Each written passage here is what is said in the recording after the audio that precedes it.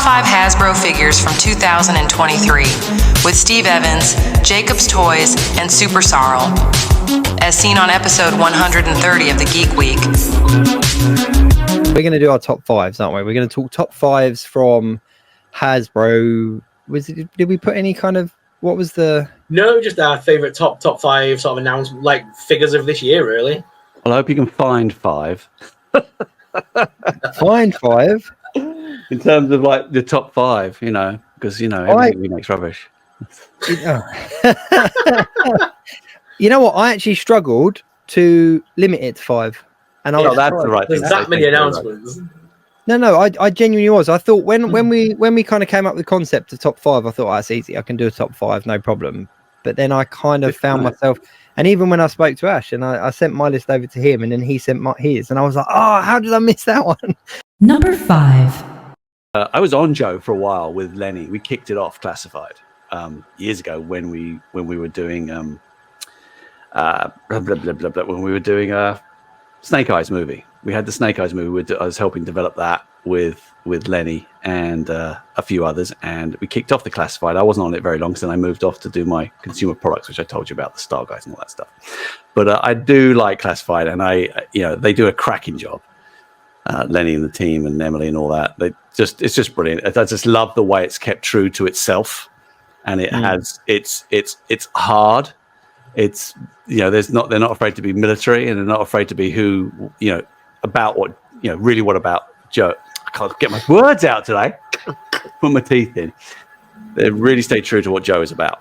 The Tiger Force Outback is a figure I particularly like, and I've actually got one here. I haven't actually opened it yet, and I like it because what it stands for. This ridiculously large tiger print on his chest, and it's got color, and I want hair like him. If I'm honest, I haven't got a figure of myself. When I was on Star Wars, it was quite customary for people to put their likenesses on sculpts in figures, whether it be Death Star commanders or Mark Boudreaux's on his Endor Rebel soldier. So it was quite common. I was like, ooh, I could get my own figure. Awesome. And they were like, we don't do that anymore. And I was like, oh, I just really like it. I like all the gear. I like the story. I like the fact that we got weird factions in Joe. And I just had to put a Joe figure in there. 'Cause I don't collect them, but I do have a great appreciation and respect for the heritage and for how classified, in my opinion, really sticks to it. And I'm just going to grow my hair like that, which is weird because I've just had my hair cut. I keep wanting to grow it like that, but I just keep losing it. I keep bottling out, to be honest. I think I have a crush on him, if I'm honest. I'm really quite metro. My number 5 is the Final Swing Tom Holland. I just found this figure like in hand. There you go, look. And I've got it here. It's there. It's just a really good Spider-Man figure. To have a figure in hand this quickly, because obviously the figures, it took a while for the figures to get into our hands after the movie. Like the movie came out 2 years ago this month, and I get it, licensing and all that kind of stuff, but to have a figure of that suit that we only saw for that split second, that's the kind of thing that ordinarily we would have waited another year for or something like that, because they would have done all the main characters first. So to have that for me was a real plus, but this became my MCU Spider-Man front and center straight away because it's just very cool. Have you got him maskless as well? I'm looking at your little setup there. Did I buy the Pulse set and have I got the cut? Yes, Steve, I've got both. I put the unmasked head on the Pulse. I was going to say, I could see his face. I was like, that's the wrong costume. I'm going to pick a hole here. Pick a hole. Fine. I see a lot of people, not necessarily in Hasbro, but just in people. But a lot of people have obviously got these 3 figures unmasked and put in this one with the other 2 to have the 3 unmasked. And you never had him in this suit with the other 2. So for me, in my OCD, that doesn't work. So I was like, this is a brilliant head sculpt, but it needs to go on that body. My number 5, here we go, is the Marvel Legends Retro Ghost Rider. Yay! This was so fun when it came out. It's just such it's so nostalgic to my childhood. It was like a little... I ended up like Steve did in the video for Hasbro. I literally carried this thing around for months, just playing with it. It was ridiculously fun. Very cool figure. Have I shown you the prototype, the original prototype of that? Nito's fallen down. The original one that came in as a sort of a first shot didn't have the deco there. It didn't have deco on the side on the gas tanks, and there's no way you're going to be able to see that clearly. But the head didn't have the skull was full white. It didn't have the holes for the eyes. And we kind of got it, and we went, I know we're trying to make it really plain and really simple. But I was like, that's a little bit too plain. That's how it was. Oh, crap, that's how it was originally going to come. Number 4. I love this figure for what it stands for. So there's a lot of meaning behind it. So my fourth one is Saggy Bum Spot, who I've got here. And he's got, I lost my father, it's like 10 years ago now. And his ass is exactly like my dad. It is uncanny. It's uncanny. When Dwight showed me the sculpts, I was like, you'd be looking at my dad's bum. There's 1,400 Marvel Legends figures in total around that mark. And they're all, they're built on a particular look. It's like Black Series. They're built on a particular style. You look at them, you go, yeah, that's okay. Sort of like an X style. It's just very, it's straightforward. And I like it when we're able to do things that are stylistically different. I greatly appreciate these little mini expressions of characters that we know. And I didn't know who Spot was, if I'm honest, when it came out. But I thought, one, very brave in terms of diving into a very skinny stylistic look, which I really liked, and then very brave making the main bad guy like this guy I've never heard of, and then very brave making him all derpy and sort of saggy bummed and long limbed and just ganged in, weird looking. I just love it. I love the way it feels as well. I think this was in Dwight's top 5. I think when they did their line. So Dwight and I have a lot of appreciation for Spot just for what he stands for. So it's one of my favorite Spider-Man figures on my shelf. I'm not going to lie. It's just ridiculous, and it reminds me of my dad's bum. So my number 4 is actually not even a figure that I own. I don't actually own this figure, but I made it into my top 5, and that is Starkiller. So I put the box set. I know that's kind of 3 figures, but we're looking at the one in the middle. But the reason being is that the Force Unleashed games, like they for me were ones that I literally played to death. And when I collected Black Series, he was the one character that I was really frustrated that they didn't do, that wasn't available at the time. And there was loads of people that did really good customs and all that kind of stuff. So the fact that we got not only one version, but we then got the single carded version as well, to actually see this in action figure form for me was a big plus. And I think it's one that is, if I see it in person, I know I'll pick it up. But I know there'll be no hesitation. And I think it might pull me back into Black Series a little bit. My number 4 has to be for this year. There we go. Indiana Jones. Just because it was such a cool new line. The Adventure series was so cool. And it's finally good to have a 6-inch Indiana Jones. Our biggest complaint about this line. Too many Indies? Say again? Too many Indiana Jones? No, because I said to myself, you know what? I'm going to get every incarnation of Indiana Jones that they release, because they'll release one for each of the films, and I can have the 5 Indiana Jones up on the shelf. You haven't touched Crystal Skull. So it's reason, for very good reason, Jacob. There's one missing, right? It's literally, that'd be like releasing figures for all the Star Wars films except for. Just get the Dial of Destiny, get a little bit of heat, and just melt away some of the wrinkles. There you go, you're done. You're done. We need a Kingdom Skull, like Indy. But there we go. That's it. I'll let Patrick know. Number 3. Number 3 was I don't know. That wasn't number 3. Ash. Oh, was it not? No, here we are. Here's your Mon Mothma, Mr. Evans. I'm so sorry it's late. I don't have this one either, but I pestered Chris for it, and I've said, what did I say to him? Get me Mon Mothma. That's what I said to him. This epitomizes, because I was there at the beginning with the retro line. It was like one of the pitches that I worked on. It was like, hey, why don't we go back and do some, because they're expensive, we can re-release some, and just new characters. And so I get very excited when there's a new character out in retro. And they just announced all the Phantom Menace stuff, which was I saw that in person at a meeting a couple of weeks ago, and I got Chris by the scruff of the neck. I was like, I want to give you a kiss. I want to give you a kiss, you big hairy man. And but it was just, I love it. So having any new character in the original trilogy in retro is personally what it was all about at the beginning. That was part of it. That was like, hey, we can do new stuff in that classic Kenner. Bringing it back to Marvel for my number 3. X-Men 97, we were talking about it earlier. The tiniest picture available, but the X-Men 97 Wolverine. Oh, you're a graphics director. Just because I've been collecting Marvel Legends near enough since the beginning. Oh, you that insulted by it? Actually, just taking it off the screen.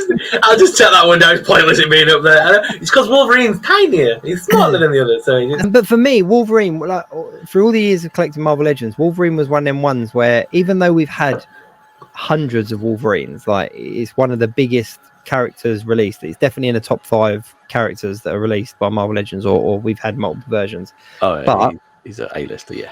He's up there. But I never got mad with like all the figures. Like, I was happy to have them all in all the different versions, because with storylines and comic books and stuff, there are so many different versions of how Wolverine looks. But to me, to have that kind of tiger stripe, yellow kind of animated look, that was the one I wanted. That's the one that I wanted to have front and center for my collection. And the cell shaded one came out, and I was like, that's it. This is it. This is the pinnacle of Wolverine. We've reached it.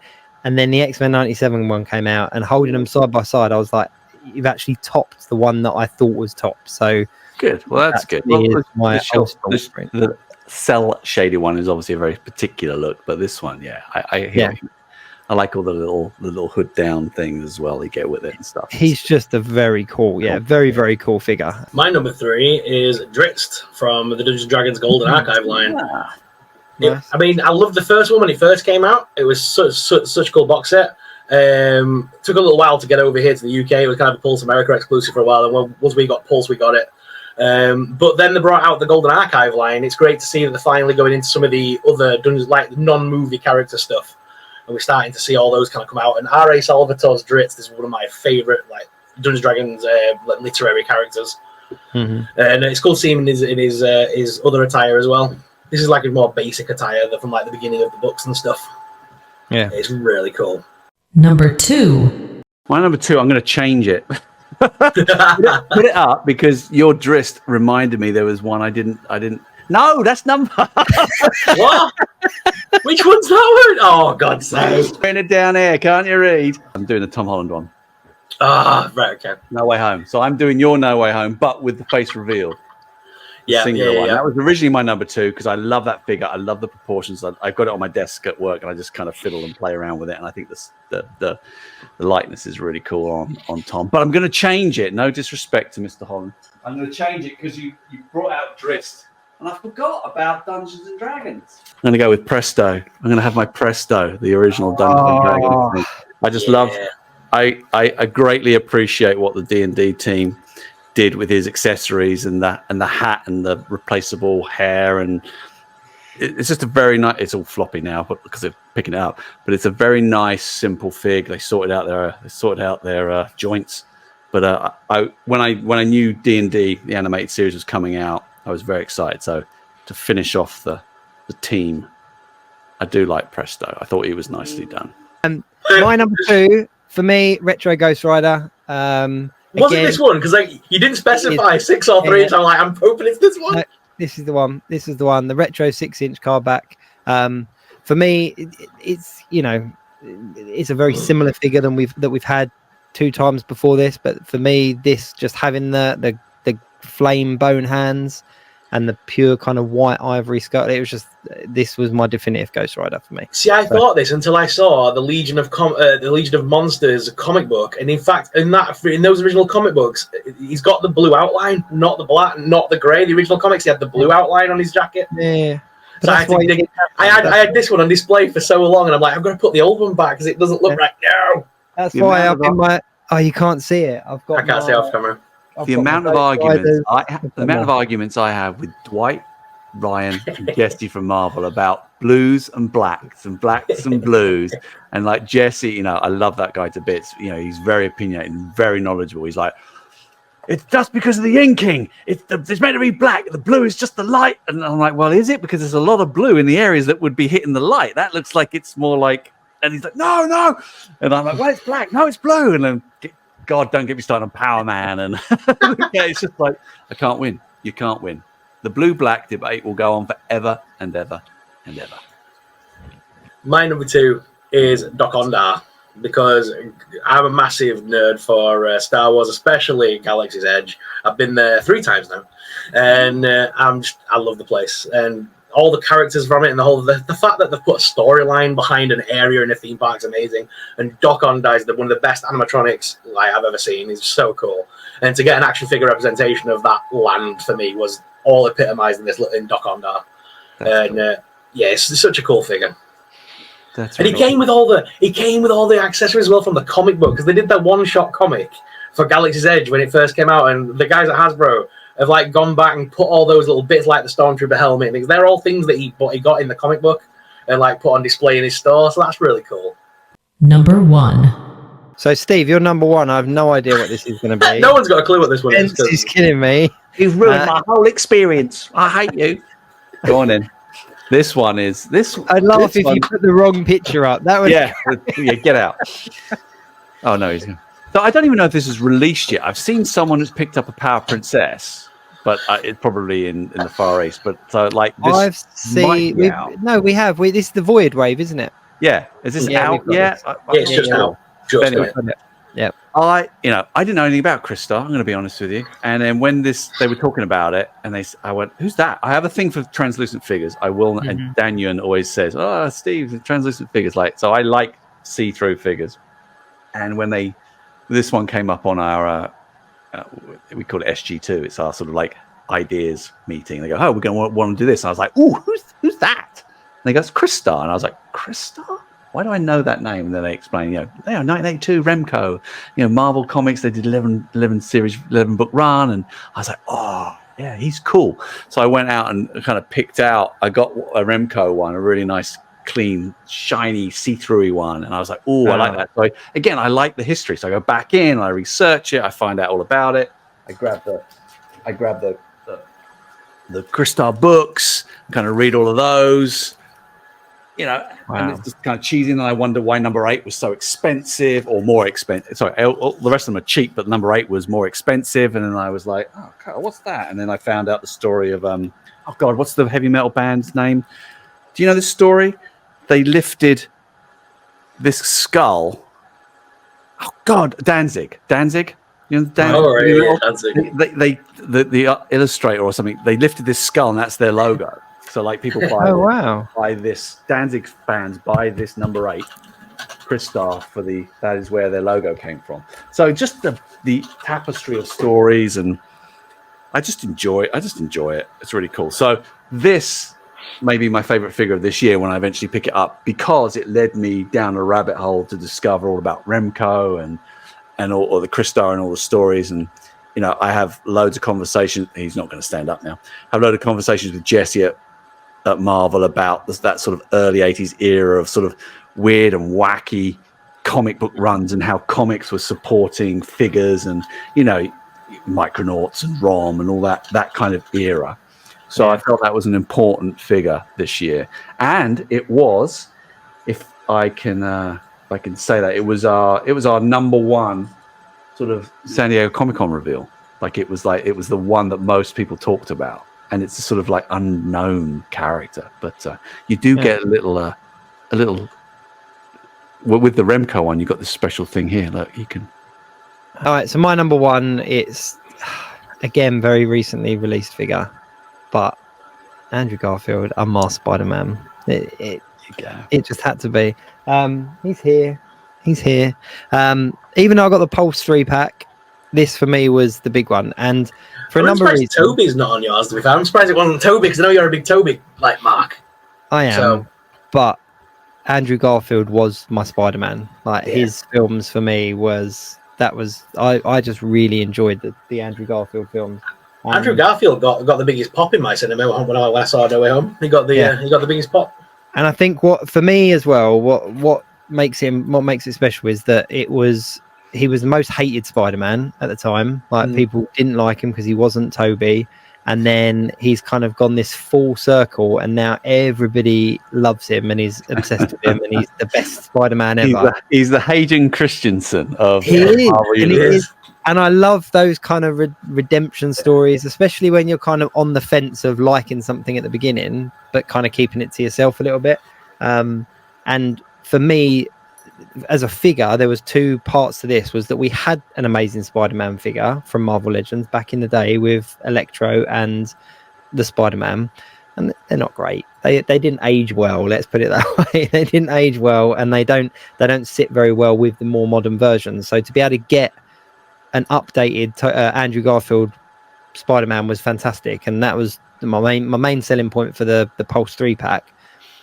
And I especially appreciate the loopholes and things that people had to jump through in order to give us that head sculpt. Like, it makes sense. And there's still people that are kind of like, why is this on a different card back? I know. Because they wanted to give it to us. So the fact that though somebody somewhere was jumping through hoops in order to make that happen, and I think I speak for a lot of people when I say that that's massively appreciated. Well, I will pass that's that why he on. makes my number one. I will pass that on. Yeah, there's a lot. It's not unusual. We sometimes go into that sort of territory. There's a lot of well-known people, a lot of actors that are obviously within all of these universes, and it's sometimes you got to, as you say, jump through a few hoops and tread delicately to get things happen. I'm not saying that Andrew Garfield was a delicate one, but it's not just we'll do that. Sometimes it's a little bit more involved. And it's always worth it when it's appreciated. And that was why, again, another thing that kicked off was that a lot of people were like, well, hang on, you've just given us the 3-pack and now you're releasing them with the unmasked heads. Oh, it's such a cash grab. And I was like, no, look at the card back. Like this was fan service for me. Like for me, I would massively mark out for Hasbro on this one, because this for me was fan service. It was a case of, we want to give you the heads, we need to kind of push the right buttons in order to do so. And that's why I have both versions, because I was like, I appreciate that. I appreciate it. Thank you. But yeah, that's why he makes my number one, just because it's one that was close to not being. Let's put it that way. My number one, everyone knows, if you follow me for a while, I am a big monsters guy, especially Marvel monsters. So it was only right that Blade made the number one. This Blade is such a cool blade as well. We managed to get the modern look finally with the proper sword. It's not a katana this time; it's a proper sword. Yeah, so that made me happy. And no, they just did him really well this time. Like the other versions were cool, but this is the definitive Blade. I think it's so cool, because it was only a little while ago we were really marking out for the Diamond Select one, and then then you guys at Hasbro dropped this one, and this one beats everything. That's amazing. That's cool. It's got expression as well. There are lots of conversations we have about expressions, when to do them, when not to do them. Sometimes we can't always put duplicate heads in because there's too much deco on it, and everything costs. That was the figure that when Sorrell mentioned it, I was like, oh, how did I leave him off my list? He was one of my favorites this year. Like, how did I miss him? What are your thoughts on soft goods versus plastic? Sort of capes and coats and things like that, because that's a topic I hear a lot about, and it's one I often have conversations. You showed your what was your Hammerhead Doc Ondar? Doc Ondar was cloth. He looked like he had really nice soft goods, kind of trapped with the plastic and things like that. So I'm interested in your guys' opinions on soft versus plastic. Yeah, I think it just depends on what it is you're trying to do. So I think in the right places, it works well. Yeah, I'm going to invent a new plastic fabric alloy. Perfect. We're going to make stuff so it's bendable. With wire in it. And no, not wire. It's going to be like I'm going to call it plasti-starch fabric, and you can just kind of mold it and. Okay. Perfect. I'm actually going to write that down. I've got a week where I've got no meetings. This is the time where I go, okay, I want to look at this, and they're usually that's where it's at.